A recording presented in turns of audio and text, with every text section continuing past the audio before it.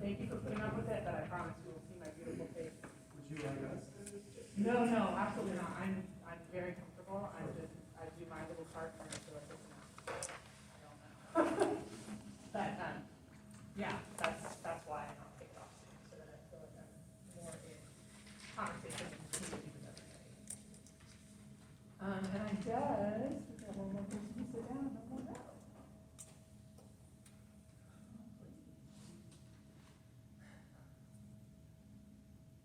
So everybody got power? Is everybody mostly? That's part of my questions at the beginning. Save it. Wait till you come to order. Vice Chair. This is what happens when we're not allowed to communicate outside the meeting. So we have Flashing signals. miscommunication.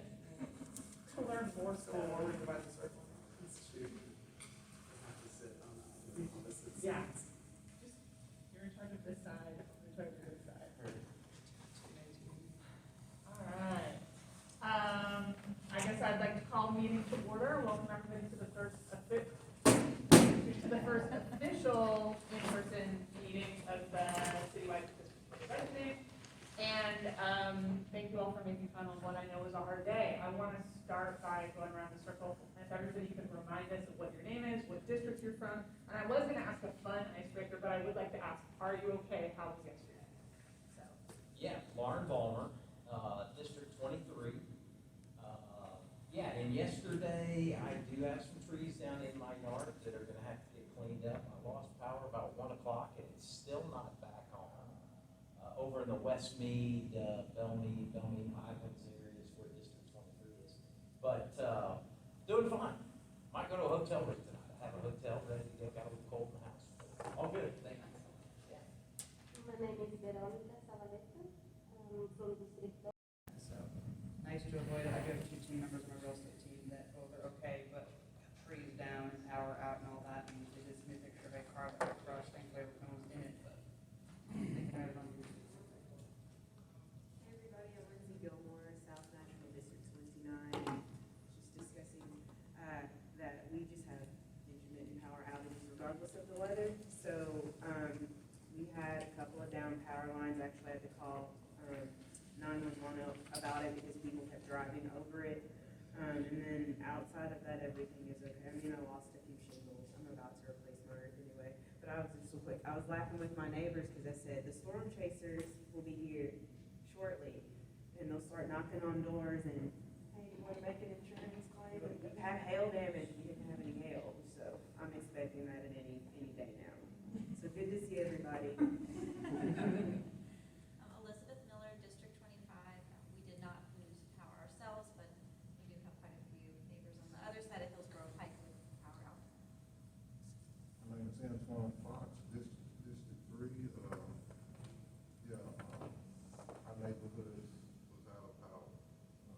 Came on early this morning, but it was kind of chaos because street lights and stuff was off. Everything's back to normal now. Good afternoon, everyone. David Van Cleef, District 1, Bordeaux, Whites Creek area. We had a brief outage, but NES got it back up very quickly, so it was very fortunate in our area. Just a couple trees down, but no major damage. No, feel free to take it.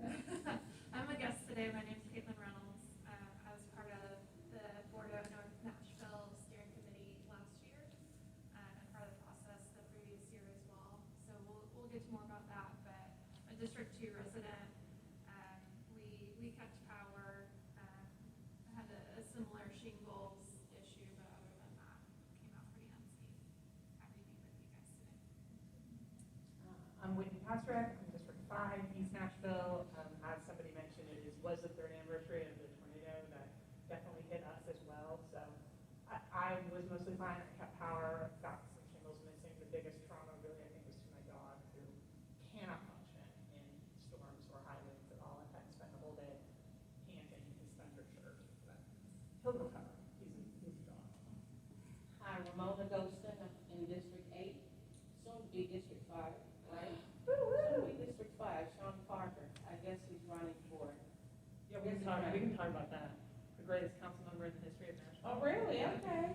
Okay. Anyway, no power outages on my street. However, the block behind me, the block in front of me, they were without power. So I guess they have power today. I hope they do. But everything is fine and well for me. So glad to be here today. Ian Punny, sorry, I was pedaling over from District 6 in East Nashville. Maybe I misjudged that hill a little coming over the river. I think I was like you. I was mostly just thinking back about where we were 3 years ago, and so many of the trees in Greenwood kind of area where I live are already gone. So we really didn't have, we lost power. Yeah. Very good. Well, I'm very glad everyone's okay, and thank you for navigating your way here through probably a slightly post-apocalyptic landscape to join us today.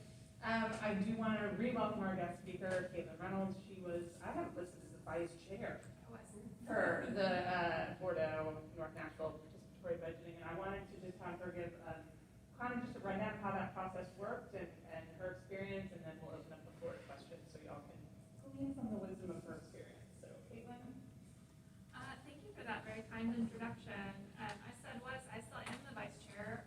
We still have responsibilities as those projects that were voted on last year get put into place.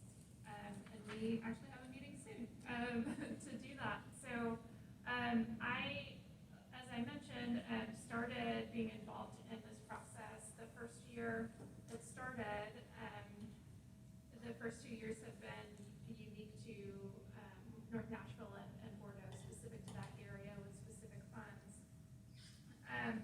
Started my involvement as a budget delegate, the folks who come after you all and review the ideas, actually develop the proposals and decide what's on the ballot, and currently serve on the steering committee. So what you all are doing, making sure the guidelines are really tight about what those budget delegates put into place. First, I just want to thank you all for volunteering your time. Like, this is a really important role. I hope that you all approach it seriously and thoughtfully, and I'm sure you will, and with a lot of teamwork, because it's really a great opportunity for the city. I'll be watching as you all figure out how to do it citywide in a way that is equitable and fair to the whole city. What I thought was really great about our process the last 2 years is it focused on an area of town that has a lot of need and has the circumstance of having folks who are not very politically empowered. So it got to focus on that area specifically. So just will be really interested to see how you all approach making it a citywide process, but having in mind to, how do we make it or how do you all make it a process to make it most fair to the neighborhoods that perhaps need it most, who are perhaps left out of political processes or don't have as much power or influence. So we'll be really excited to see how y'all approach that. And we'll say that, this has been a process that, we've tried to make a part of Nashville and have Nashville ownership over, but that's not to say that we were able to put a perfect process in place. I think a lot of folks don't know that we've had participatory budgeting in Nashville, especially outside of the folks who live in my neighborhoods.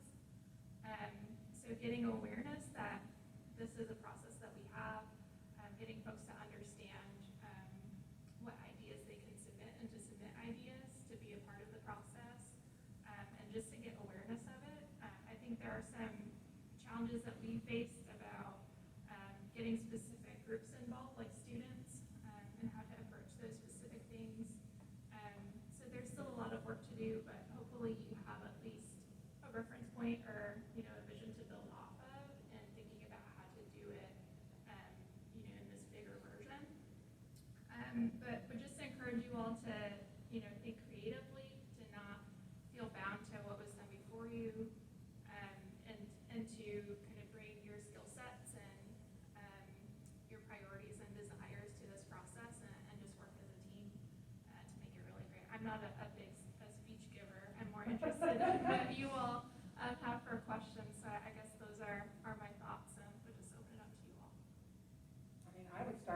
discussing how did you involve people who don't necessarily feel empowered in sharing things? So I think there was a lot of thought given to, for our community specifically, where can we go meet folks where they are? So how can we get information to the barbershops and the beauty salons, the churches, the radio stations that the neighborhood listens to? How can we communicate and go find folks in the community and speak at their events? Even so, it's really hard to drum that kind of interest and support. I think Fabian had a lot of events in the community that were very poorly attended or sometimes not attended. So thinking about still, like even going through all those venues, how to creatively approach communication, especially to the folks who aren't living on Twitter, aren't online, on Facebook Why a lot. when you said Twitter? Just kidding. Who are on Twitter, so I'm just kidding. I follow Whitney on Twitter. How do we think about, is it a situation where we just need to be, or you all need to be out in the community more, at events, having booths, being able to have conversations with folks and not kind of relying on kind of the traditional, though I read my mailers, Fabian, but kind of the mailing folks flyers and some of the things that are relied upon in terms of, kind of TV spots and press releases from the mayor that, while important, don't always get to the people we want to involve the most. Question. You mentioned that you all still have responsibilities. Can you share with us what some of that is and what we have to report to? Yeah, definitely. So, the process starts with talking about your priorities, about the guidelines, and making sure those guidelines get written. But you don't stop being involved in the committee until all of the projects that folks voted on are actually implemented.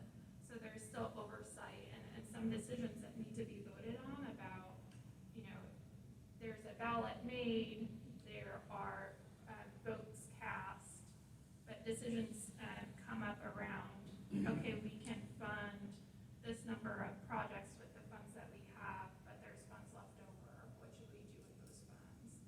Or the last project on the ballot, we can't fund fully, so what do we do after that?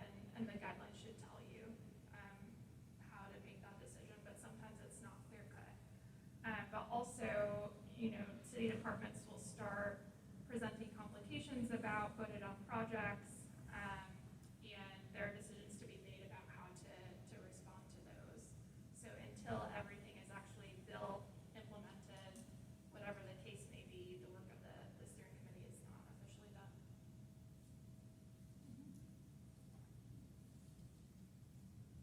What do you think the most effective outreach method was during your process? That's Not well attended. a great question.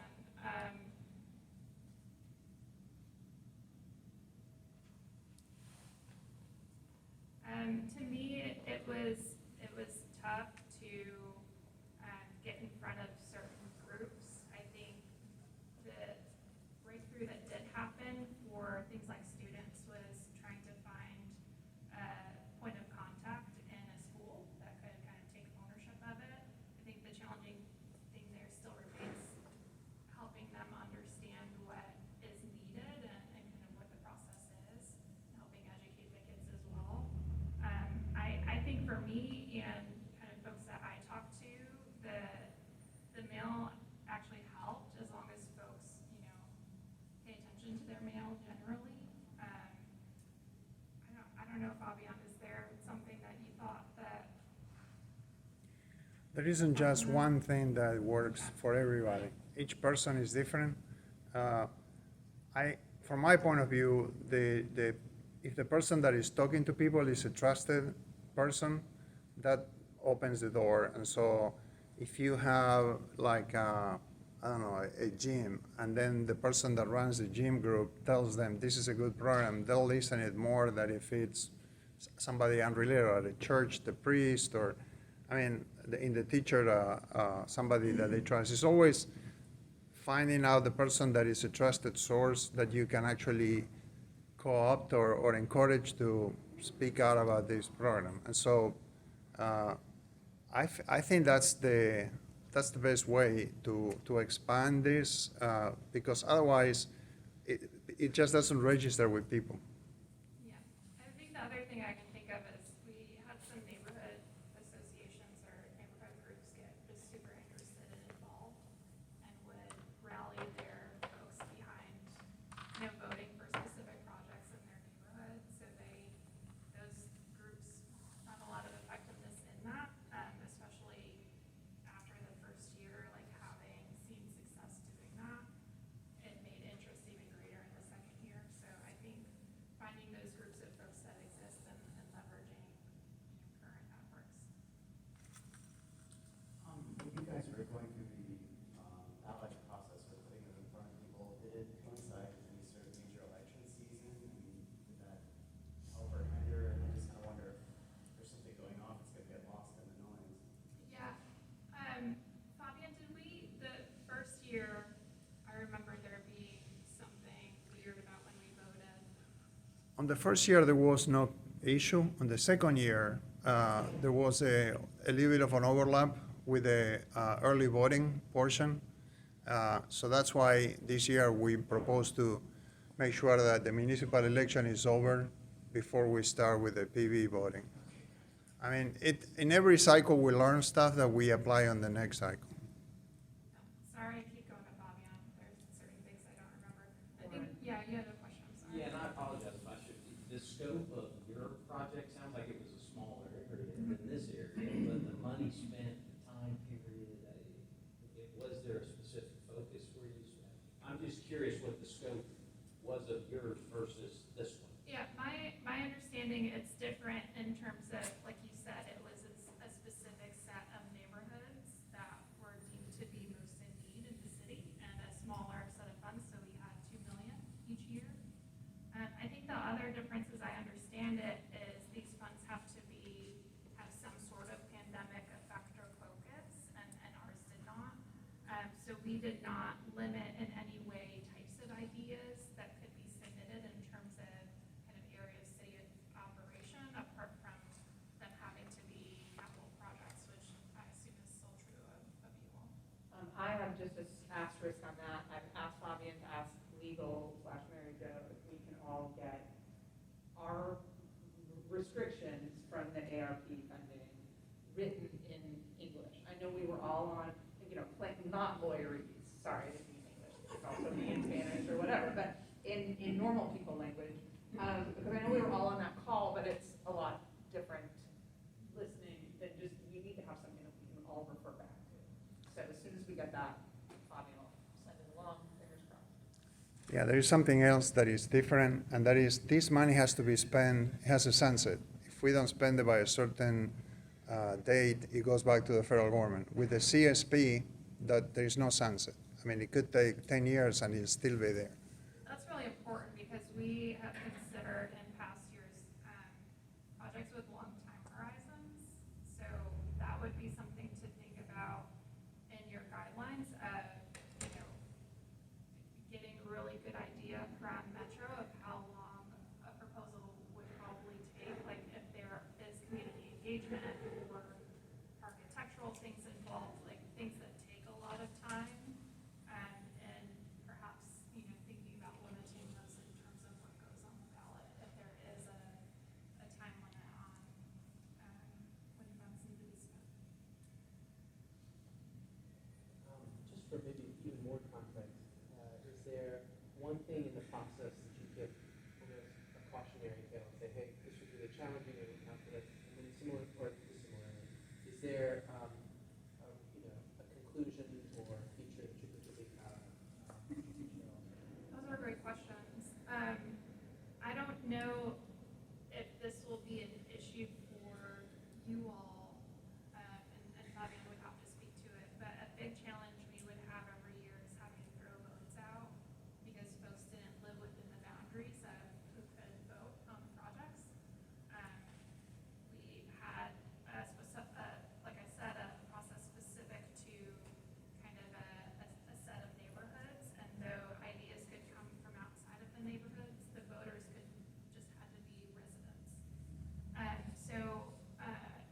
challenging to, try to actively engage, for example, the high schools in the area, but as you know, we have open zone high schools, so it's not necessarily the case that all of the students would be residents, but even getting addresses on their ballots was very challenging. So counting votes both years, it would just hurt my heart to have to disqualify a ballot. So thinking about, again, I'm not sure if that's an issue, but thinking about a process that is clear to everyone and instructions that are clear to everyone is really key. I think that similarly about kind of idea generation, making sure that folks understand what a capital project is, understand what makes a good and quality idea is really helpful to the process. But one thing I'm really proud of is, any time I get the opportunity to go out in the community to, it's not a ribbon cutting, but a little celebration of a project that was put into place and see folks in the neighborhood excited about it.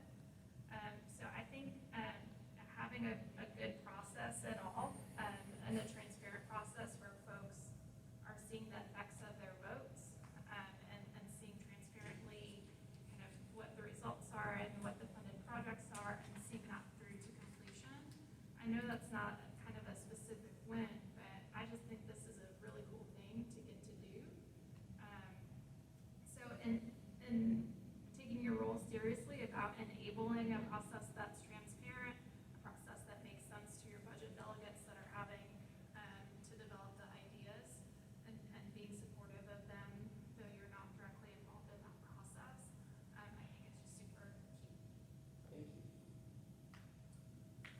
Has there been, and I apologize, I don't know this already, but has there been any sort of advertising or championing the successes and wins of previous participatory budget accomplishments that have been like, hey, here's what we were able to do with that?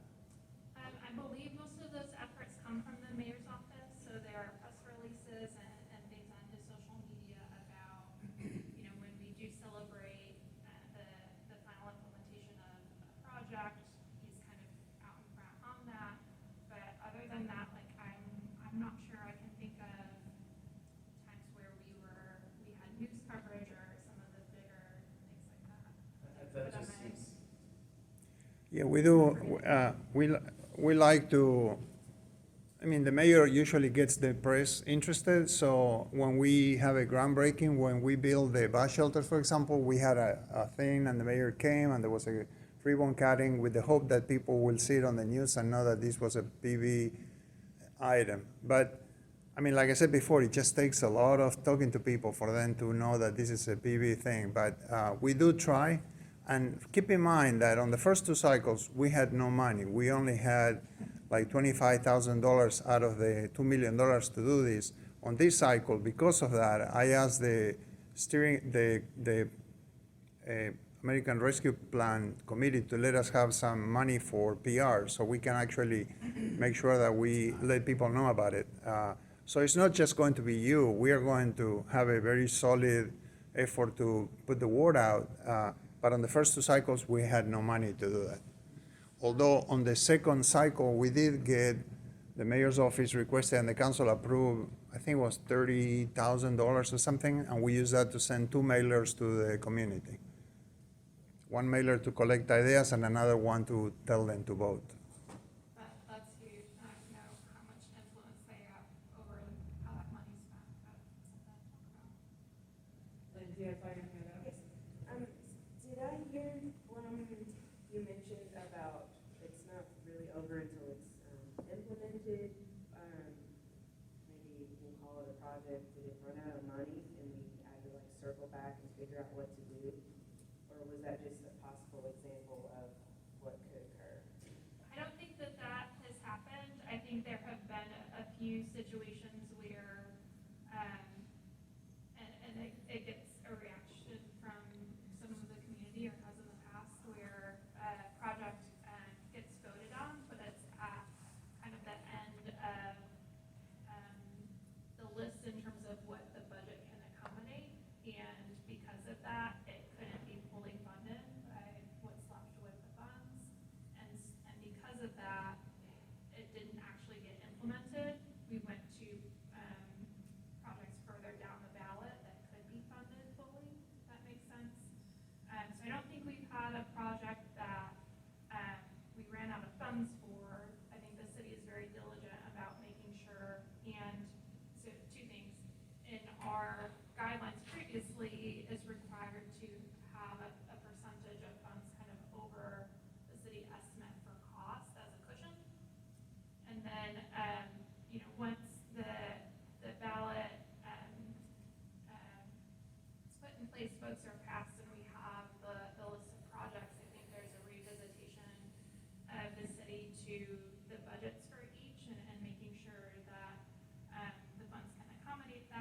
or identifying where certain departments actually want to go ahead and pay for projects because they had intended to do them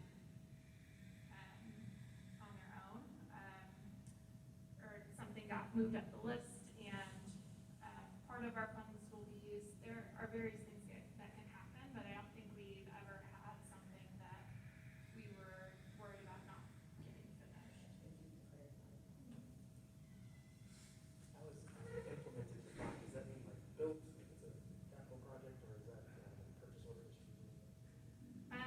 Usually built. I'm trying to think of things that aren't things that are built. So it means the bus shelter is, at the bus stop. The speed bumps are on the road. Yeah, I think most of all of our projects have been physical and have to be. Whatever is landscaped or kind of the project plan for that isn't in place.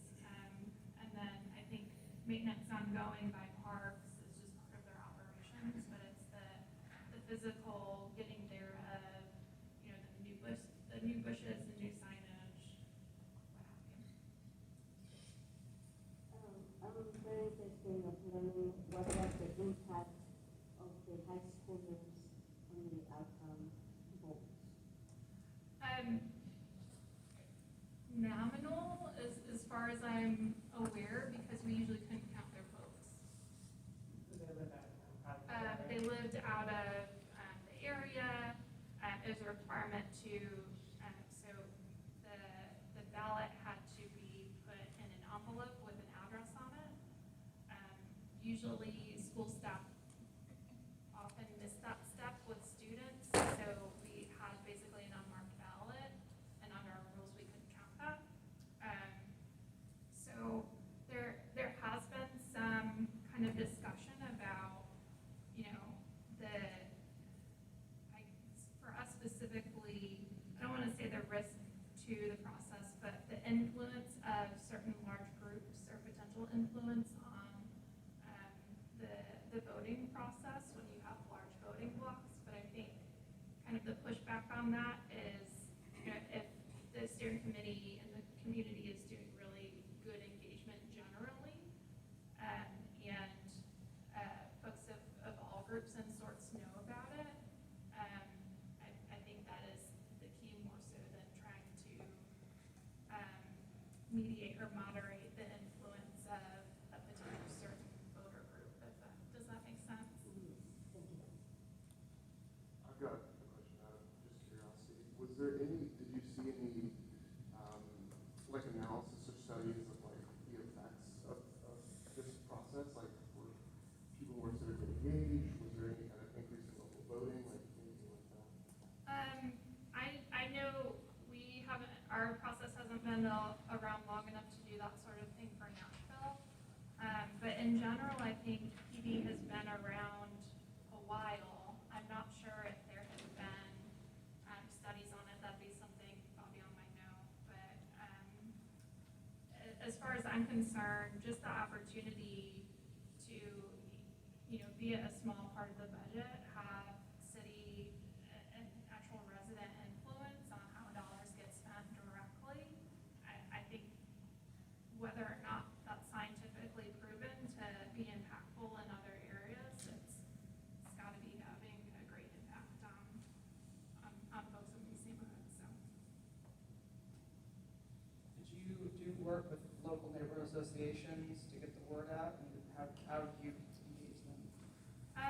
Fabian, would those be folks you spoke to?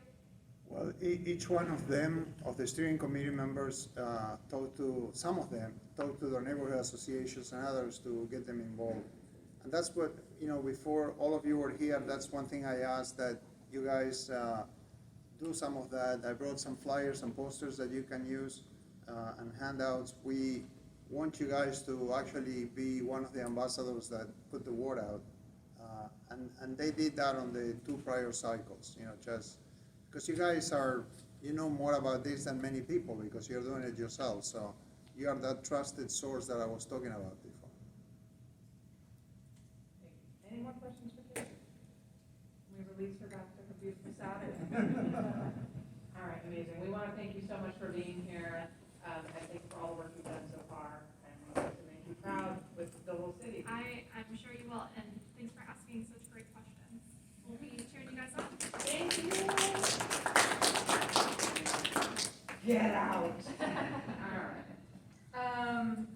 So you'll notice the next item on the agenda that I so lovingly crafted is steering committee goals / priorities discussion. So I really felt as though we shouldn't put our cart before our horse and start diving into the logistics until we all know who we are, what we hope to accomplish, and what success is going to look like for us. So my hope is that we're going to just right now, for the next however long, have just a really open floor, collaborative discussion about this. I asked Fabian to get a whiteboard so that we can just shoot things out and write them on the board. I'm wondering if anybody has nicer handwriting than me. I'm obviously happy to be the person writing things on the board. And then Carol, it looks like not with us, our secretary, so we'll probably just end up taking pictures of the board and that way we can transcribe it for the meetings. But I really just want you guys to start talking about what you want, what your neighborhoods want, and everything. And these are the questions that I had written down that are here on the agenda. I will do the whiteboard since nobody left at the opportunity. But if you have other, subtopics that you want to discuss, let's absolutely discuss them and throw them out. This process is participatory. It belongs to all of us. It doesn't just belong to Metro. It doesn't just belong to me. It doesn't just belong to the news media. It's ours, and we get to do what we want. So, cool? Sounds good. All right. What are we hoping to accomplish? What does success look like? So, I think that second question is probably not a terrible, very, very smart. I think that second question is probably a better one. So, what does success look like for this process? To me, the number one goal seems like engagement. No matter like what people decide on at the end, like we're just trying to get as many people involved as we can. Yeah. And maybe add to that success in messaging, that we really, get that elevator pitch for what this means, what we're trying to accomplish, what are the projects that, are eligible. Awesome. Just throw them out there. You don't have to raise your hand. I would say expediency or action, Say the second word. action or something that's expedient. I know some projects may take longer, that may be what people decide on, but our ability to move the process forward is Equity? Equity. Clarity, I think it's not messaging, but transparency. Clarity, transparency, yes. No, that's not mutual transparency. Designing guidelines that are going to be highly efficient with the $10 million that we have across the city. It's a lot of money, great, but it's not going to go super far. So we should prioritize making really good guidelines that will narrow that to. Yeah. What else? If you haven't given something yet, just say the first thing that comes to mind. I did one already, but guidelines that promote a sense of city, a sense of interconnectedness. Identity. And remember, there are no wrong answers because we are making this up as we go along. Again, how can you spell that? Seriously, we're making this up, so you're not going to say something, we're going to be like, that was dumb. We don't do that. Everything is a great idea. Neighborhood and community focused.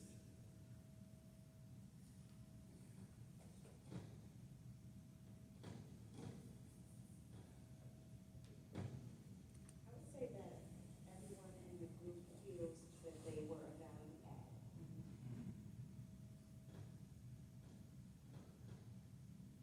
Inclusion of people, even if they're unhoused or maybe don't have access to computers or, that might be kind of equity over, but. Yeah, and how do you not just get the work, also, in addition, get the ideas and then get the votes and. It might involve paper. All right, what else? Unification of communities. I like that. Awesome. Maybe some attention to fixing some of the issues that may have happened with the voting process in the past 2 cycles. Say that again. Some attention solution to addressing some of the issues that happen with the voting cycle? Simple chats. As I think about it, I'm a business development guy, but I think about who my customer is and meeting their needs. And it is so broad when you think citywide, and the money isn't that. Is there an opportunity to narrow who our customer is and ultimately what is somewhat of the, I don't know, I'm just, how do we narrow it down?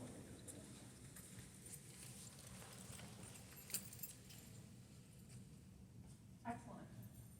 These all look good, like good earmarks for success, for sure. I'm going to take a picture. And I will keep this on the opposite side so that if somebody wants to add something, we can't. Okay. I think you undersold your handwriting too. Thanks. It would be much rougher if I. I'm could- trying really hard and I'm exhausted. Yeah. Okay, the next question was, what are the priorities of our district? So, to clarify, and Fabian, if I'm wrong, please correct me. My understanding is that the eventual ballot,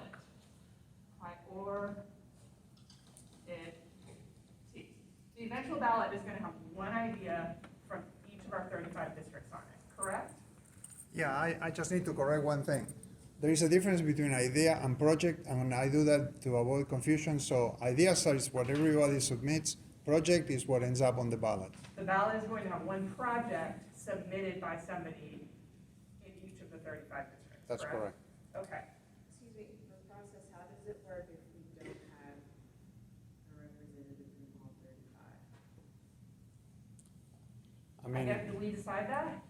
yeah, I mean, you don't have a representative from each district, and I try, but, I remember you mentioned that. so it'll be better if districts had somebody that speaks for them. On the other hand, the ballot will have an item from each district regardless. Okay. But in putting the guidelines together, it won't be as inclusive as it could be if there was a person from each So district. we can all pick about another district and like annex it and speak for it? Yeah, I mean, Great, I'm just taking over. Maybe it'll be like. you guys are not doing the ballot, and so you're not really micromanaging that part of it. You're We're not- just, Yeah, I think that's good to remember. We're not doing the ballot, we're not micromanaging it, but we do get to put down, if the ballot is a road, right? It's a wide road, but we do get to put guardrails on that road. So cars cannot literally drive under there. They can go and, like that Richard Scary neighborhood that you have the little Lego thing and you put the plastic pieces on. We're making the plastic board. People can put things in the spaces, but they gotta put them on the board. Yes. So if we have one per district, I guess, how does that get narrowed down? And maybe that's something that we're deciding. That is the budget delegate's problem, Okay. not our problem. And I'm saying that 35, because I think we'll be setting up the ballot, right? So when we take 35, people are obviously voting, not every district's going to get something. And then at the same time, we have to focus on the SBIs, I guess, the social vulnerabilities. Right. So are we getting it down to like a 5? Was it 5? I think I saw that maybe in a news article somewhere, but how does the 35 get winnowed down on the ballot to? on the guidelines that you have in front of you, there is a process on how to narrow down 1,000 ideas to 35 ballot items. And they have a process that they go through, and I can describe it, but it's on the binder that I gave you guys. And the process, the idea is that the budget delegates will interact with the metro departments, bouncing things back and forth, trying to figure out if the things that they want to do are legal, if they can be built within the certain budget, how much will it cost to do. Right, can they combine them, multiple ideas into one project? That's right. People all have. To form the ballot, right? So when the 35 items are selected, those are getting narrowed down to the top 10 or the top 5, or how does No, that? Oh, we don't know. Okay. Everything. We don't know. The first year, out of the $2 million, there were 8 items. On the second year, out of the $2 million, there were 11 items. Okay. It depends how many votes and how much each item is worth. Because you have to you cannot get over $2 million. In this case, you cannot get over $9,300,000. I explained it to Nick, who I ran into over the weekend this way. Does anybody remember the old Wheel of Fortune? I'm aging myself now, but you would win at the end of a round of Wheel of Fortune, and then you would go into a room, and you would fly around, and they would say, okay, for $1,500, I'll take the couch. For $800, I'll take the ceramic cat. And then eventually they would get down to almost running out of money, and Pat's agent would say, okay, would you like that in service merchandise ballot wheel of fortune, but we're kind of asking the city to do that. So here's your ballot, it's got all the items, we have $10 million, we're gonna fit everything we can afford. And it will obviously go based on what people vote for, the top vote getters, and then like Caitlin said, maybe the 9th item will cost $3 million, and at that point, we only have $1.5 million left, so then it will drop down to the next item that can be afforded with the money that we have left. Who decides that allocation? Is that the steering committee? It's based on what the budgets are for the projects and how it fits into the financial equity scale map thing that we have. So, I think we're all trying to figure this out. Yeah. I know I am, right? So I don't feel like a dummy. You're not, no one is a dummy here. Right, right. Keep reminding yourself of that. So I understand, there are two things, there are ballots Yes. that people will vote on, right? Yes. Not us. So we have formed together because we're trying to build something, right? We're trying to create something to push out there to the community, right? Yes, and we are the ones who are deciding what is eligible to Right. be considered for the For the ballot. ballot. So it Okay. is, and this is the example I'm gonna use, and I'll reveal my bias. I personally, in the context of this participatory budgeting, do not believe that a single dollar of this money should go to pickleball. I think if people wanna play pickleball, they can build their own pickleball courts. That's my personal idea. Now, are we gonna put in our guidelines something that would rule out pickleball? I don't know, that's for us to decide. I'm sure each and every one of you has something like pickleball that you're not particularly passionate about and don't think this money should be wasted on. Some of you are probably all very passionate about something that you do think should be spent on, which is what we're gonna start going through here. And our trick is gonna be to take this list that we're about to develop and put it into language that is not restrictive necessarily, but that makes it very clear. I should have pulled this up. I was gonna read you guys the guidelines from 37208 fund, which is that participatory grant making fund that I started with my friend Simone, because we have them on the website and we went out of our way to make them incredibly simple. But they also, when you read them, it's pretty clear what we will and will not do. So, if only I had built a website where they were easily accessible. Here we go, guiding principles, right? This is what we laid out for our committee, who are the ones who decide where we're sending money. This is what they have in their minds when they're thinking about whether a proposal that comes in should qualify. Number one, we support and uplift organizations, businesses, and individuals that live or work in 37208. Number two, we dedicate our funding to organizations, businesses, and individuals with a documented history of serving North Nashville. Number three, the committee makes all funding decisions after reviewing proposals from applicants. Number four, we report our progress to the North Nashville community twice a year. Number five, we fund things for the culture, mentally, spiritually, economically, educationally, socially, etc. So you see how that's kind of like, these are things we're interested in, etc. Is what you're wanting to do fitting in there? Neat. Number whatever I'm on, we encourage creativity and recognize that failure is often part of the creative process. We welcome those willing to aim high. And then the last one we put on, we all thought this was so important, when in doubt, we put kids first. So that is what our committee, which is the equivalent of the budget delegates, is considering whenever they get a proposal from the community. And they say, does it fit within those guidelines? Great, but you see how much space is in those guidelines. Yes, Ramona? So it's strategic, right, that it's 35 districts in Nashville, right? So it's strategic that we have 35 members in this committee, right? I believe that was the original plan. So me being from District 8, part of my goal or my thinking should be, what is it that District 8 really needs, right? But I'm not going to decide that because the constituents, my neighbors are gonna decide that, right? Ideally, I think, and this is me talking, I'm not here to make this decision, but ideally, I think we are all part of this because we think we have a good idea of what our neighbors are Right, so thinking. we're gonna have 35 ideas, is that what But we're not the ones deciding those. Okay. We're just the ones deciding what those can be. Okay. This is very important. You won't be doing the budget delegates work, so you won't be, when you say, I know what my neighbors want, if you have an idea of a specific project, That's not your job to decide. That's going to be the budget delegates to do it. What you do is, like Whitney said before, you will be putting together a framework. For the guardrails. We're the guardrails. Yeah. So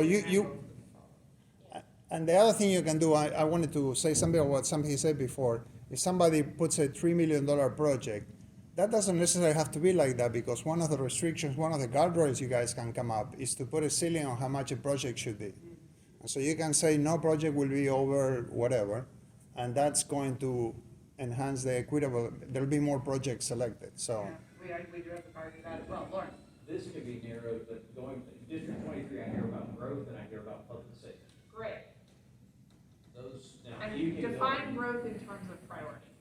Population, as far as. They want more of it, they want less of it. Oh, they want less of it, and it's too fast, it's not controlled.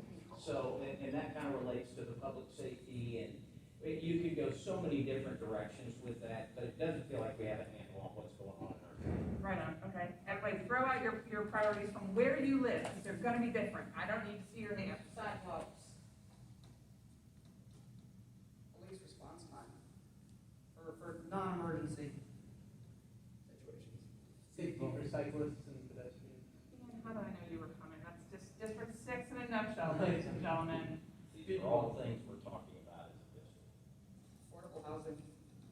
So,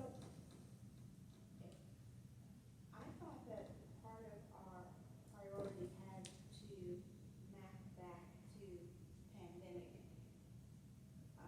related items. My Did I understanding, misunderstand that? no, you didn't, but my understanding is that the Wizards at Metro Legal have found a way for us to have a very large palette to paint on that they can then contain within it, but that's why I'm hoping to get the plain legal language that we can all read to double check. Fingers crossed. 'Cause, yeah, just doing pandemic related stuff is gonna be boring. Yeah, so, because this is. No, we're gonna dream big until someone tells us to stop. I personally think that they can report it as lost funds or whatever, and the federal government will not care what we spend it on, but I'm not in charge of that. Keep going. Can I say something else? I guess. So, for example, somebody wrote there sidewalks. That will be a bad example for you guys to debate. I will talk more about connectivity or transportation. Sidewalk is a budget delegate type. There are no bad ideas, we're just getting priorities, so we know Okay, where I we're just, at. I don't want you guys to paint yourself into a We're corner. not, sit down. All right. Community centers, community centers. For the youth, they need something to do. Or just get them right in the car. School? Schools. Park and library. Neighborhood interrelations, people have been here for a long time versus you moving into neighborhoods and how they interact. Okay, After school. let's put this under you. School safety. Public transportation. Arts and cultural advancement.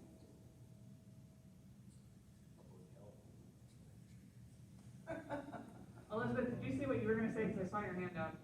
You know what, it's more of, it's just like different. Huh, are you judging yourself? Don't I judge am, yourself. I'm judging, okay, smart growth is what I'm thinking.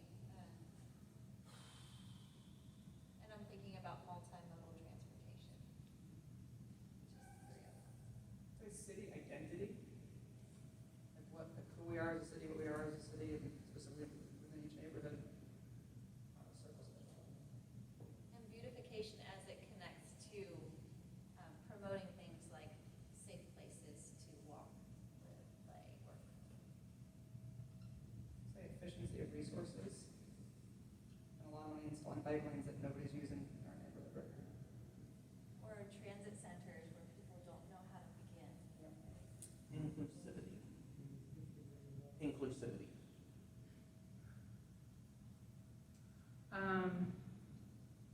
Can I ask our two members from ethnic minority groups to let me know what are priorities for your neighborhoods, for your communities?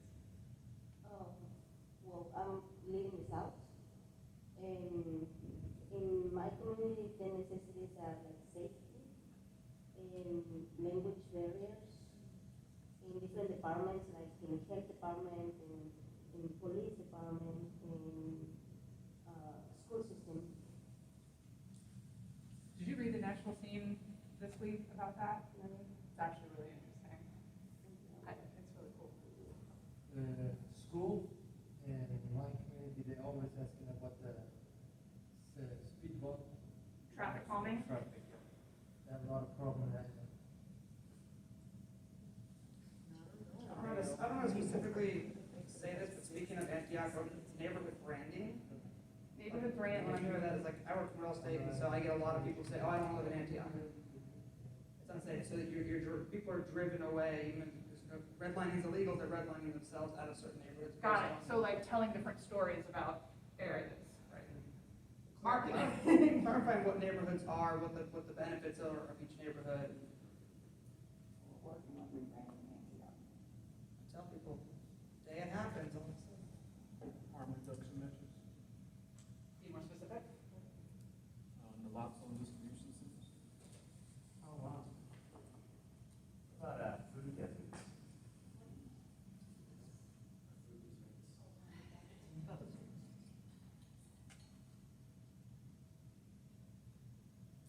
Food deserts. Medication drop-off sites. I think this would go on perhaps with codes, but with roads. But I think zeroing in on Nashville codes as far as residents and what's allowed and what isn't allowed, and capacity issues and parking issues, and just looking at codes to protect our community so that we can have our identity. Right now, codes is so broad and so much wiggle room. It's really hard to define. And to interpret, I think that's a great suggestion. Yes. A lot of people have challenges with that. Violations of codes when they're not even aware. Exactly. And they're weaponized. Yeah. And they especially have been in District 5. Developers have used them to.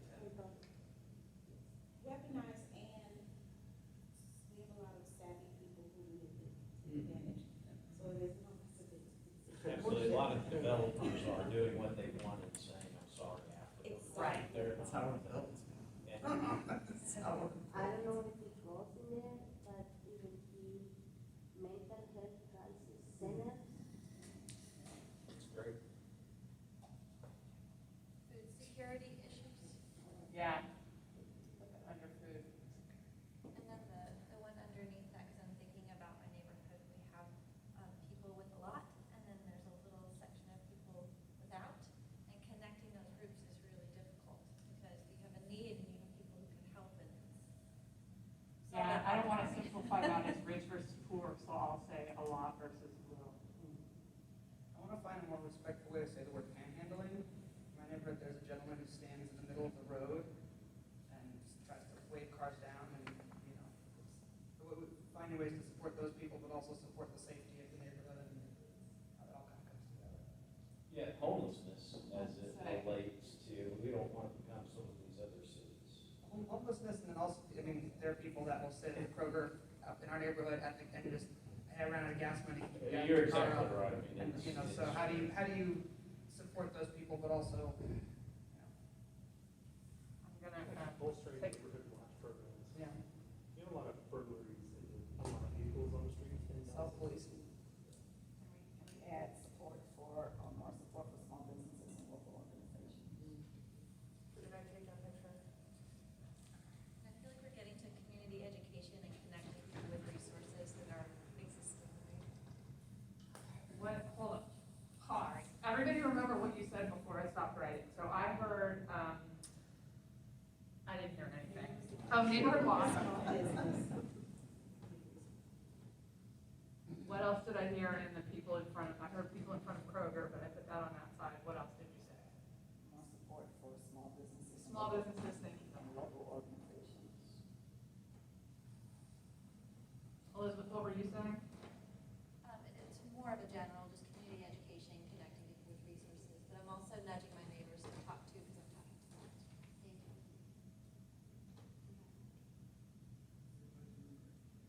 It's like minority safety, we're both members of the Jewish community, and there were flyers distributed recently that are anti-Semitic and things going on. How about that banner up there? Oh, yes, banner went up and, no one took it down.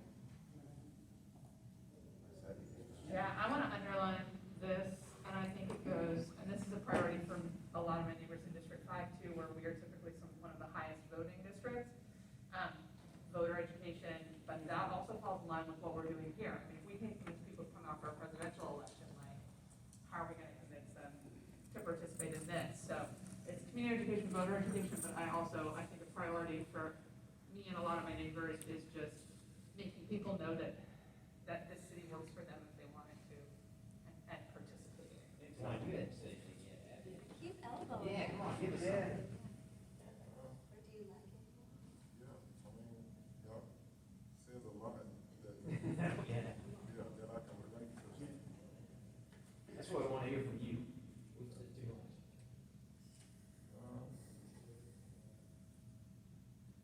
I think y'all narrowed everything down. Okay. What else? Anybody? Holly, I'm just keep talking. So when I think about the pandemic, connecting back to that, not to limit it, but so many resources fell through, right? Or things changed in terms of what was available to people, and so I don't know how to break that down, but fixing the broken connections was pandemic. I'll just write that. That would be more money, because there was so much more money. Well, that's not going on the board, but when the money ran out, so that How about distribution of funds? part of, well, So part of reinvigorating it, yeah. programming that died Yes, during the specifically the pandemic. I have a question for you. When you mentioned small business and organization support, is it just support for organizations or those organizations that are trying to support small business? Like local organizations, grassroots organizations. Yeah, nonprofit kind of thing. Okay. Yeah, well, a lot of those folks are struggling due to rent increases or buildings being torn down that they can no longer be in. A lot's gonna change over the next couple months too, as all these things sunset. It's happening right now. SNAP benefits are gone. We said with rent support, I see a lot of people are getting pushed to their houses because landlords are jumping rents $400, $500, $600, $700 a month. Childcare support. Yep.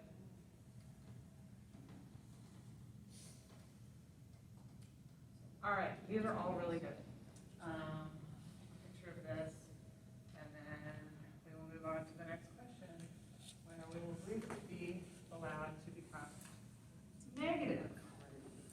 What do we not want to support and or feel is adequately supported already? I will start.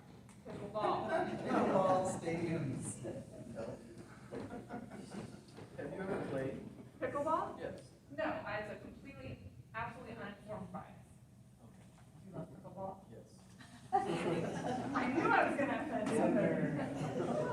My friend Rebecca has become like evangelical about it, so I'm sure she'll get me eventually. It's like little tennis. Yes. It's sort of like a cross between ping pong and tennis. It's a smaller field. You don't have a racket, you have a paddle. What if the pickleball engages the youth of the community? Listen, there are no wrong ideas, okay? We're just putting them out there. What else? What else are we already covering here in Nashville that doesn't need this? The entertainment, sports, Yes. as well as developers, like that world is pretty well taken care of right now. John Legend can play down at Nissan, Bridgestone. I mean, we keep building venues for singers. I mean, why? I mean, Beyonce's coming to town for what, $1,000? Well, I mean, we're come losing on. the smaller things like Well, that. yeah, That's what I'm saying. developers, it's kind of like on the other side, we don't even promote growth. Right, that goes back to your point about smart controlled growth. Right. What else? What else are we covering sufficiently? I personally feel that we are covering law enforcement, which is different than public safety. So I'm writing my own thing down. You don't think law enforcement is a problem?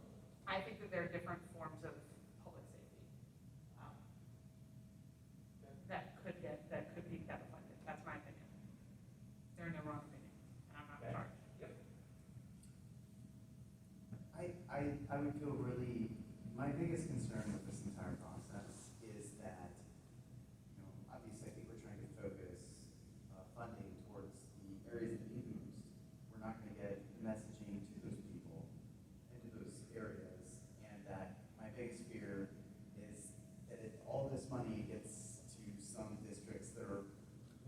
doing just fine, you know? Right. So I don't know what guardrails we have in place there, but like the last thing in the world is I want to see, like, okay, I'm sorry. Like I drive by, my kids go to public schools, right? And we drive by a really large private school that we call Hogwarts every day. Oh. And they've got, and I mean, no offense, right? Like we're big public school supporters, but like, I don't want to see like, you know, I feel horrible if like this money went to, okay, well, we've got, you know, like a Pickleball court? pickleball stadium, like that's the thing I don't want to see. So like, I guess, and nothing against private schools, nothing against that or anything, but like, I just want to make sure that the focus is on under-resourced areas. And I don't know how we're going to connect and get the ideas from those areas, and that's the thing that will keep me from sleeping at night. Well, the good Sorry news is to we be do so have that, gross. we do have that financial priority map. So Right, that's right. one tool in our belt, but then we have farther down, this is how we're gonna involve people, so. And I'll shut up. I guess Yeah. my biggest thing is like, if we get like 9 million answers from the over-resourced areas and nobody participates from people that we don't have representatives from, like, I feel like we failed and I quit. We will come back to that in our communication discussion, and I Sorry. think it's very heard and appreciated. Charter schools. Charter schools? There's gonna be fisticuffs in here today. But there are no wrong answers. I'd say, this may be more general, but eliminating redundancy. So you talk about a system that is mutually exclusive and collectively exhaustive. You probably heard that acronym, MECEDC. So that we're not recreating something that is already. What was the acronym? It's mutually exclusive, collectively exhaustive, so MECE. We don't want to recreate anything that's already there, including pickleball courts. What else? All right, you're a pretty positive group. You know, I want to keep it as, I don't know, like, I want to keep it as inclusive, like, so maybe it's not dialed into a specific. That's a great segue into our next question. What will equity and inclusion look like in this process? What does it look like in our districts? What does it look like in the city as a whole? Exhaustive engagement. Exhaustive? Yeah, like every district that we're a part of, we have left no stone unturned, we've got, help get that message out, creative format. Is there a way to weight the votes to kind of correct for? I don't know, is there a way to weight the votes to correct for over-resourced, over-communicated areas? Yeah, Like, it's- there was it's- one big voting block that brought 1,000 votes. and It's on the guidelines. On the guidelines, you have it that areas that have a higher vulnerability will get to spend $4 million. But is there a Okay. way to weight the actual voting process that people who live in areas with higher vulnerability, maybe their vote counts double? It's actually, we are weighting the projects, not the voter. And so you really wanna, because every person gets to vote 5 votes, then they will be voting for things that are outside their own community as well. Okay. So by weighting the projects, then you make sure that there is enough funding for areas that are more vulnerable to get funded. And so if you leave, I think your district gets $1 million while Veronica's district area gets $4 million. So there is a huge difference on the allocation of money depending on the vulnerability. And it's really on the guidelines that I gave you, it's in there. Mutually district impactful. I think there are going to be things that we see that will impact multiple districts. And however that would be weighted, we should pay more attention to possibly those. Yeah, I'll say, somebody brought it up earlier, I think there's a real divide in District 5 between OG residents and people who have shown up, like myself, in the last decade. So, you know, ensuring that all voices are heard, new and old. I would echo that for like my district. There are areas in my district that obviously are very over-resourced and high, higher dollar, and there are areas that are, the most under-resourced in the city. So finding ways to make sure we allocate correctly even within a district. And maybe allocating the way that we engage with our internal resources on coming up with guidelines that have more of an active view as to how the engagement is working, right, throughout the process. So if we're 2 weeks in and we notice there's an issue, using the guidelines to help steer that process of monitoring the engagement, addressing areas of need as they arise. all the way to the end and realizing that a whole group that we could have reached doesn't have a voice. I think in terms of our process, I think Fabian mentioned before, it's about doing the homework. We're having robust discussions here. I think we should build in opportunities for people to reflect at home that may be quiet during the meeting and provide their input a day or two later. Uh-huh. That would support equity, because everybody isn't boisterous and have a good idea. I think that's great, and I'm glad you brought that up, because I was gonna say this as well. We cannot communicate with each other. At any time, we can send a message to that man, who will then disseminate it to the group. So if you are reflecting at home, and you have a light bulb go off over your head, email Fabian and say, this is something I'd like to send out to the group. If you read something that inspires you, email it to Fabian and say, this is something I'd like for the group to read. That's gonna be the way we communicate. So we are unfortunately gonna burden Mr. Bedme for this process as our go-between, because we can't reach to each other directly. Yes? Could we have a collaborative document or folder or something? I asked.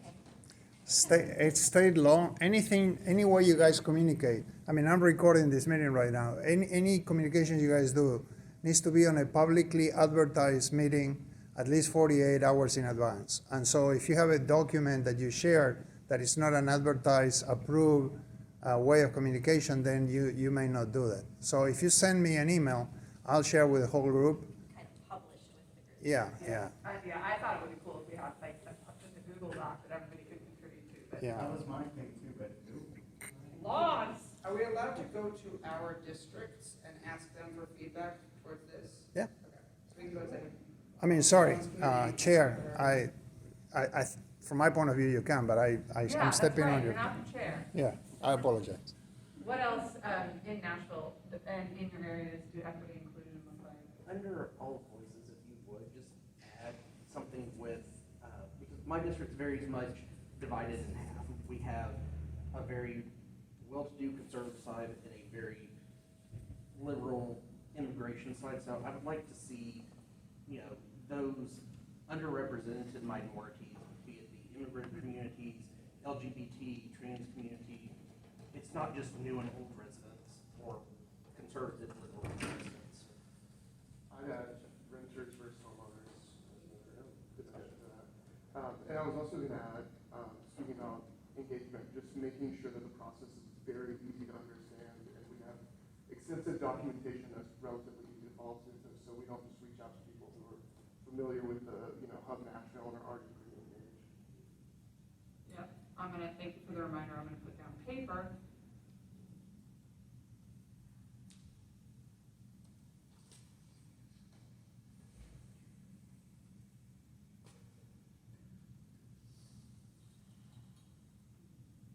Anything else? Yeah, I think just kind of going, I like the exhaustive engagement piece. I want to make sure that we just don't leave anybody out, and like, how do we solve for the seats that are empty? Not the people who are supposed to be here, but the people that we have not gotten districts for, like, I pick up double duty, right? For like, if there's an unrepresented district, I'd love to go and speak at churches or whatever they need me to do, Right. direct schools to. I think that's gonna be important, and then when we come around to, committees and stuff, we'll learn that. You like to qualify it. I think one thing that maybe outside the box, I loved outside the box. Okay, and I know we talked about it earlier, but in my district, District 8, soon District 5, as you come up Dickerson Road, I don't know about the other districts, but there are a lot of trailer parks in my area, right? And even though Dickerson Road is coming up, right, it's coming up in a big way, there are new apartments that are coming in, which is great. Skyline Hospital, which is great, Walmart, there's some new hotels that are coming. There are a lot of trailer courts. Yeah. They come from District 5 all the way to Jefferson Pike. So like reaching So people. some of those people, they are where they are, whether they're paying probably $400 or $500 rent for 1 or 2 bedrooms. That's a big issue in Nashville. And, in our district, because of Google,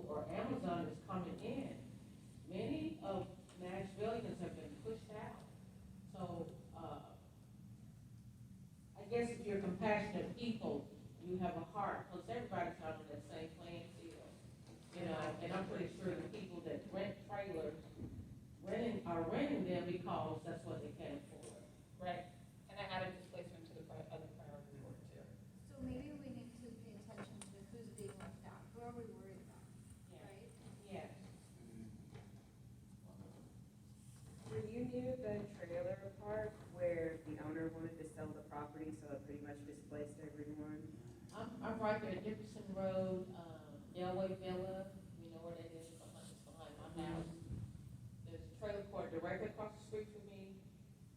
There's several nested on Dickerson Road, right? So eventually, Rocket Ship Academy, drive through there. So eventually, some of those people, because the area's changing, right? A lot of those people that live in those areas, eventually, investors are gonna come and they're gonna get pushed out. It's a matter of money in Nashville, you have to have the money. You know, so. And they came from a great restaurant on Dickerson this Yeah. week too. Yeah. Good? Antoine, did you say something? Elizabeth is pointing at you. I was pointing at Dave. Oh, David. It was displacement.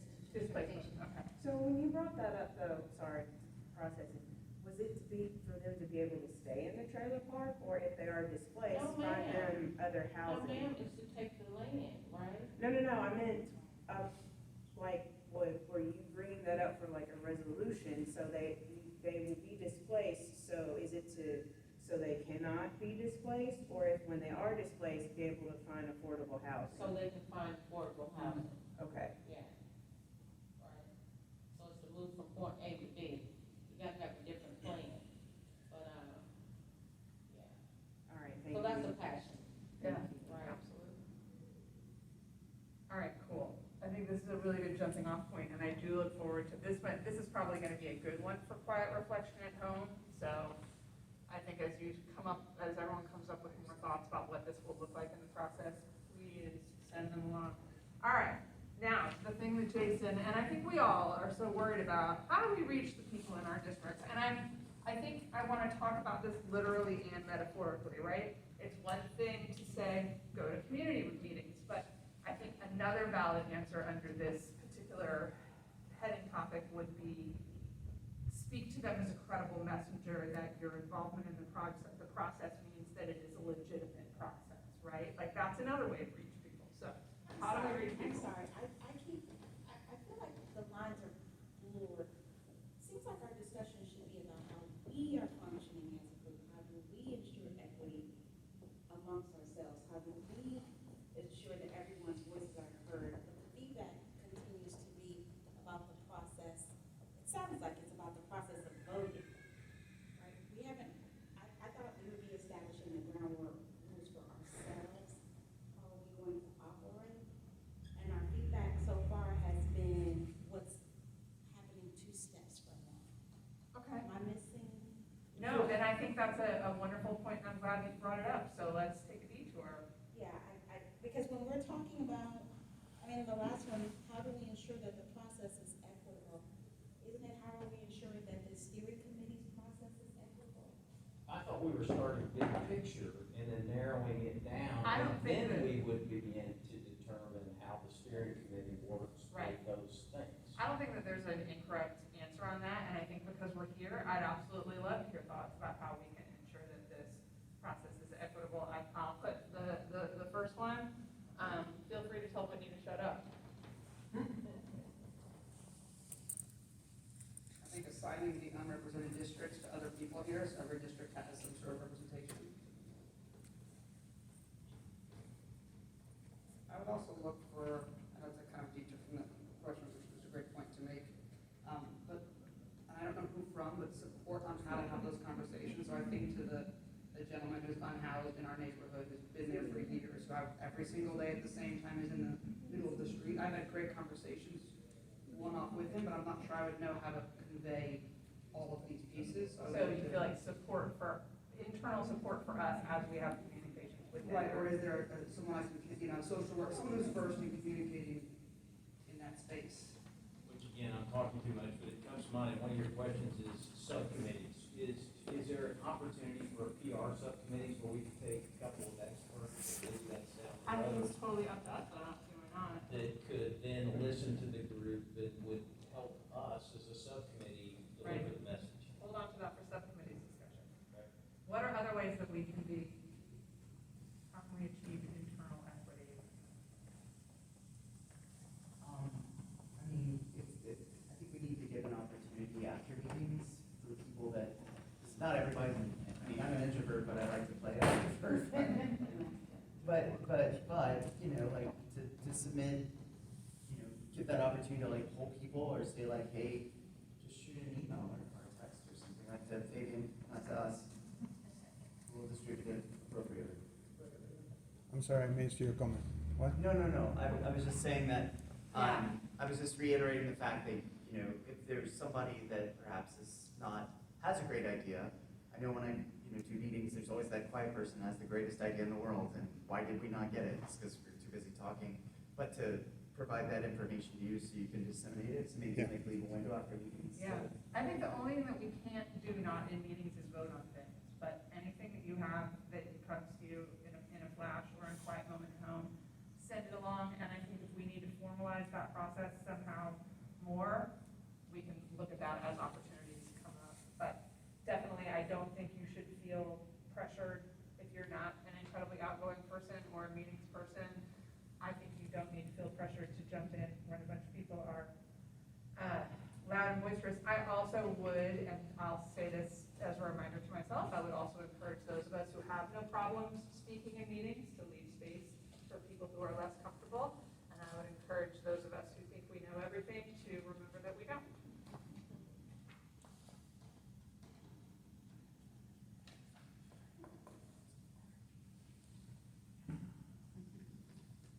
One thought on achieving internal equity, because I think it's a great thing, is, how do you measure that, right? So how can we metric that? Because otherwise, it feels a little gray. Does anyone have an idea on how we could measure that?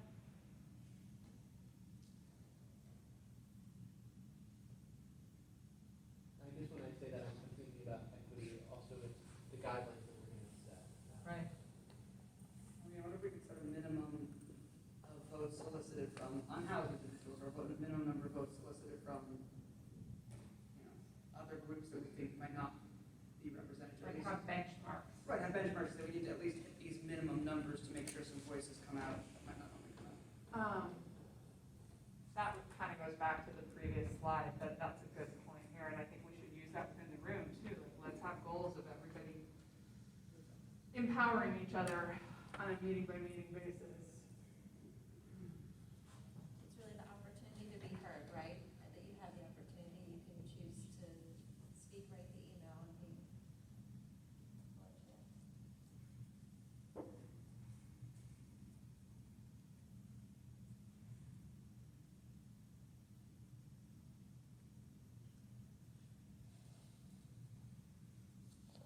All right. This was your brainchild, how do you feel?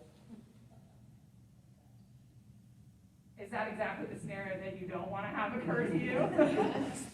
It's just every place, every space that I'm in, I always end up being like, does that work for you, Kim? No matter where.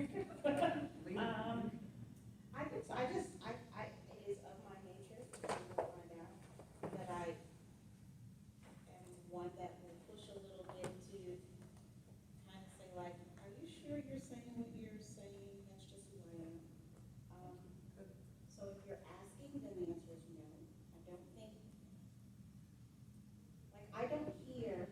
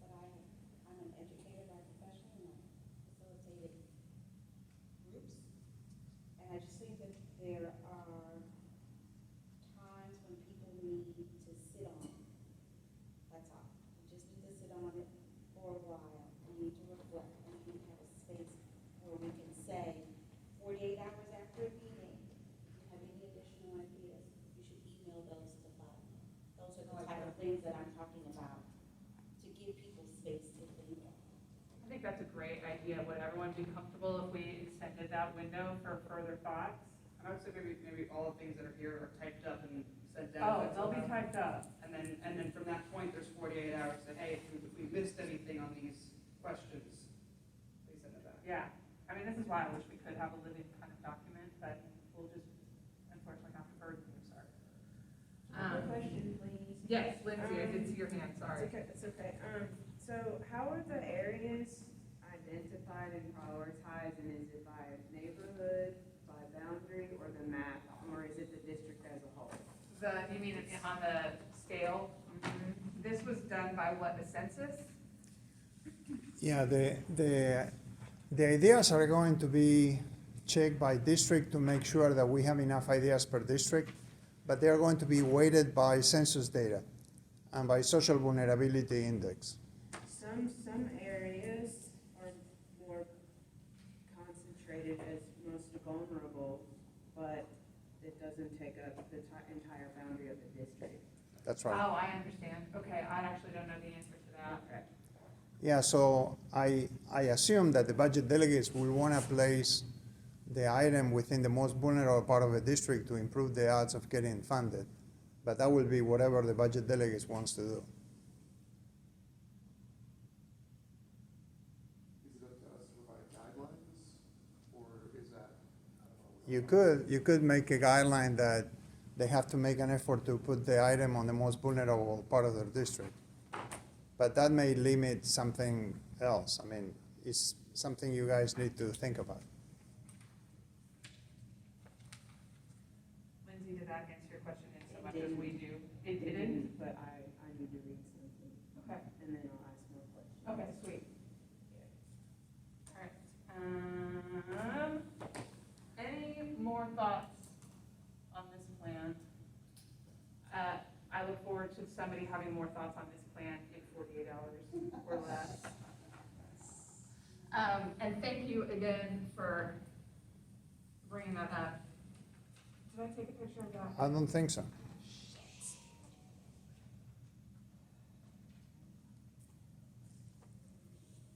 Was anybody taking notes? Oh, we have video. Is the whiteboard on the video? Yeah, but it's very far away. I don't We'll get think. it. We'll get it. I think I remember the biggest takeaways, and then if you can make sure I have that video. Yeah.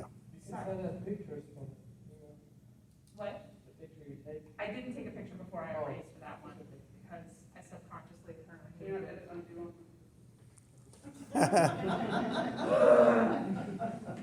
The whole point. All right, what was next? Oh, yeah, now talking about engagement, ensuring voices are heard, ensuring transparency, and getting people maximally involved. So I think we all know some of the obvious answers on this, right? So like, host neighborhood association meetings. A lot of the mayoral candidates are doing info sessions right now. Can we tie into their events?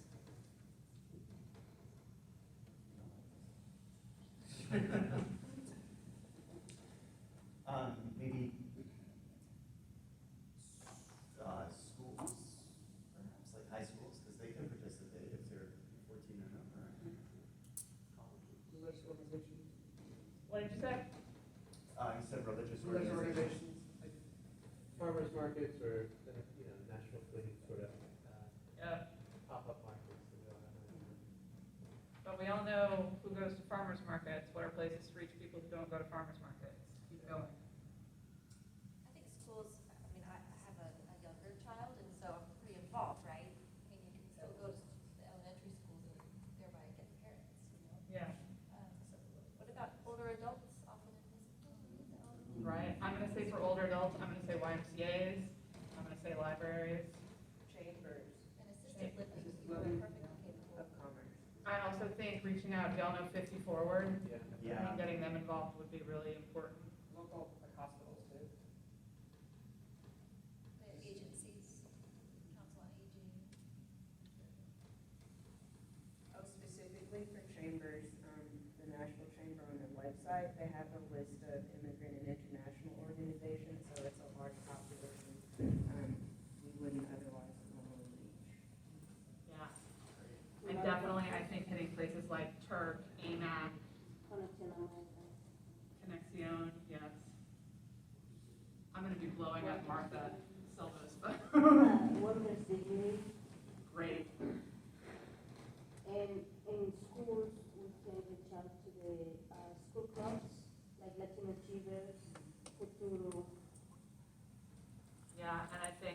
community achieves officers would be great at helping. Who are sort of the like, I don't know how to describe what they do, community centers. Yeah. Soccer clubs, Yes. community centers, is that what I heard over there? Now my handwriting is really breaking down, folks, I'm so sorry. It's Marathon. pressure and speed. That goes along with school, like universities and community colleges. Real estate firms. We have like 2 or 3 months. I'll be busy. Can we have, this is something I've always wanted to do with voter registration, but can we get the realtors to have a thing that goes into all new houses with this, with the flyer like it's on the bar with your welcome packet? I don't know, Jacob. Well, no, I think there's a lot of real estate firms that would let people come in and talk to the realtors. They both have like a weekly sales meeting that you can talk in front of and And how do we get to landlords and people who are renting to renters as well? that's another, We have trade organizations. yeah.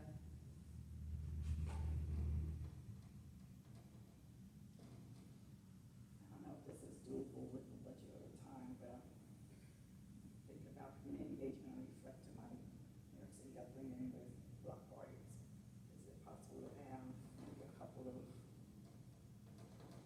block party theme type gatherings? What part of the city are you from?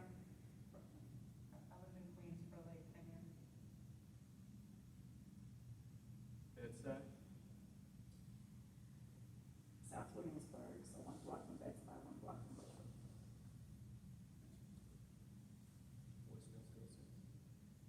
What did you say, Boy Scouts, Girl Scouts? they're selling that crack out there right now. I couldn't find them and I'm out. Oh, my gosh. Yeah, I think nonprofit orgs. I've got a cheat sheet that I want us to use, because when I worked in, Jim Cooper's office doing that vote early TN thing, we had a list of like over 100 organizations, and I'll just get that to everybody and we can assign who maybe wants to reach out to them. And it's all, but it was also like local small businesses, you know, can we have people put a flyer up at the cash register? Can we have them put it on the window of the store? Can we use Facebook groups? Facebook, yeah, social media in general. I don't know if there's a magic bullet on here. I don't really see it, but like, especially if we're looking at households, I just don't know. I mean, I think that's where we go to credible messages, right? So let's talk to Open Table, let's talk to People Loving Nashville. We, you know, they are out, let's talk to the contributor, let's talk to Judith Tackett and have her put something in the contributor. And get to people who are working with those communities every day, because if I walk into an encampment, it's gonna look a whole lot different than if my friend Ryan walks into an encampment, because he's there serving every day.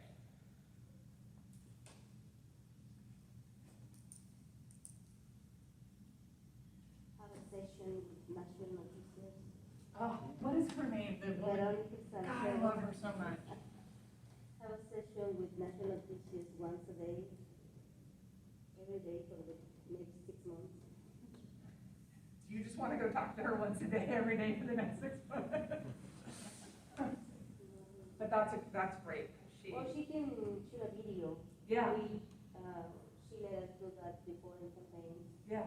And we shoot a video and she can pass it over and over. And now she has the segment at 5 p.m. on the TV. Oh, cool. In local Spanish channels. So she maybe allowed us to put like 5 seconds. That would be great. Talking about that. That would be great. Yeah. Just pushing our council members to keep the word out as well.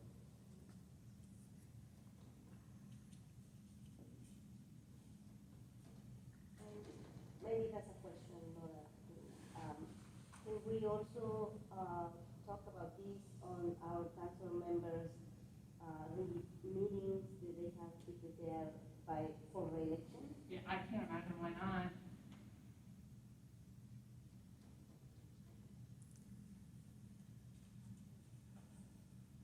How else do people get their news around these here parts? I mean, obviously traditional media, right? Can we count on the mayor's office to kind of cover the traditional media on this? Yeah, we Or are do we need to sending, be blowing up Channel 5? we send out press releases regularly about it. But if there is an event, like let's say you guys are hosting something or you want to do an event, then we can make a press release about it and just give it coverage like that. So we'll work with you to support you throughout the process. I mean, I feel like flyering is just gonna be huge in general, and that'll hit a lot of these like small businesses and stuff, but I like to use analogies, you'll learn this about me. Has anyone ever seen that movie, Girls Just Wanna Have Fun with Sarah Jessica Parker, when they get the invites to the socialites party, and they're just running down the street, giving them out to everybody? Anyway, I can picture us going down the streets of our neighborhood, it's just flyering businesses and people who walk by, in all of our spare time. And listen, that's another thing, guys, folks, friends, let's all make sure that we're being really honest with ourselves about our capacity and our time and being respectful to ourselves. I cannot control how much time you spend on this. It is fully up to you, but be honest with yourself about what your capacity is. That's just an umbrella statement, right? We can do what we can do. We are volunteers. So. And you guys can also draft other people to help you. I mean, it doesn't have to be just you yourself. I mean, if you know people that are passionate about this, they can help you do that outreach. Yeah, for sure. All right, I'm going to put a pin in this because, again, I want to be respectful of everybody's time and get you out of here, and we are starting.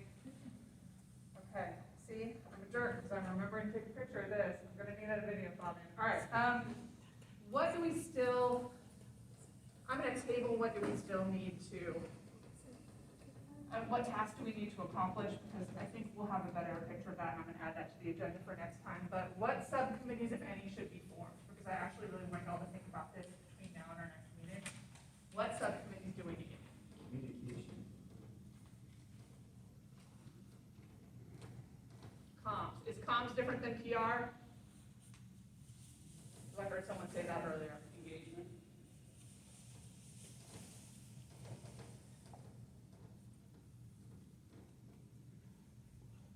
Compliance. So like as the project gets rolling. Compliance. Yeah, do we need like a rules committee? I see one person nodding her head, I'm putting it down. Probably budget. Budget.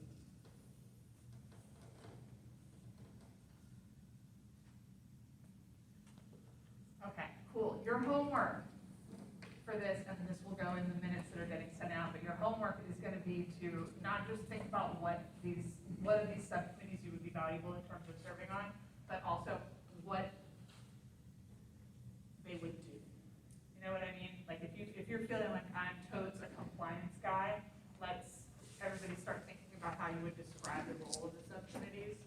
And if you think of any additional subcommittees, send them to Fabian. Okay, the last thing is what information do we still need to inform our process? I'll put, we need the rules from Metro Legal. The website, Fabian, is already open for ideas, right, coming in? Yeah. Are we able to get a taste of what's already coming in to kind of? No, you guys are not supposed to be proactively basing your guidelines on the ideas people are sending.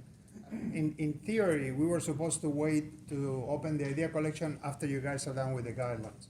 So just to not to muddy the waters, I'd rather if you guys don't look at them. Okay. I think I want more info on Lindsay's question about XVI location, boundaries, how those will be handled within districts. And if there's a Metro Legal answer on that, which I don't know. Something I have written down in my notes also that we need to figure out is our financial limits, minimum and maximum. Are there any in the guidebook? I mean, we know 10 million. And Well, we know the weighted. I just want to clarify that out of the 10 million, 7% goes to the PR outreach and all that. So the money that is going to be spent is $9 million, 300,000. That's what's going to go into the ballot. Everything else is mailers, social media, stuff in the voting, everything else. Regarding the minimum and maximum, if you do something that is less than $200,000, everything will get funded. because, you know, if you divide 9,300,000 by 35, it just gets you to a number that is, I mean, you don't want everything to get funded, let me put it that way. So I would suggest that you try to make it to where only the top vote getters get funded.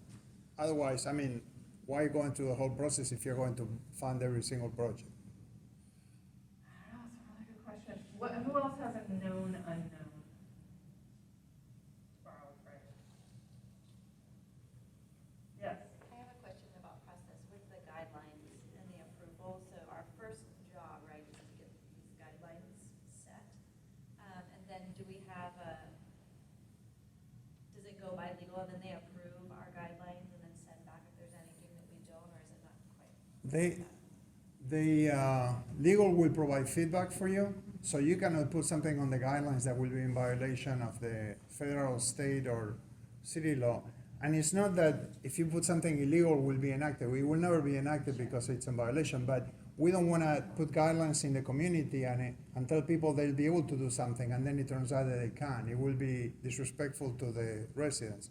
So we want to make sure everything that is on the guideline is kosher, and that's what we're going to send it to them. But they don't need your approval. I mean, you don't need their approval. What you need is their feedback to make sure that it meets, you know, federal, city, and am I answering your question? Yes, you are. Yeah, okay. Because the second part of it is timeline-wise. I know that we covered it. I honestly don't remember.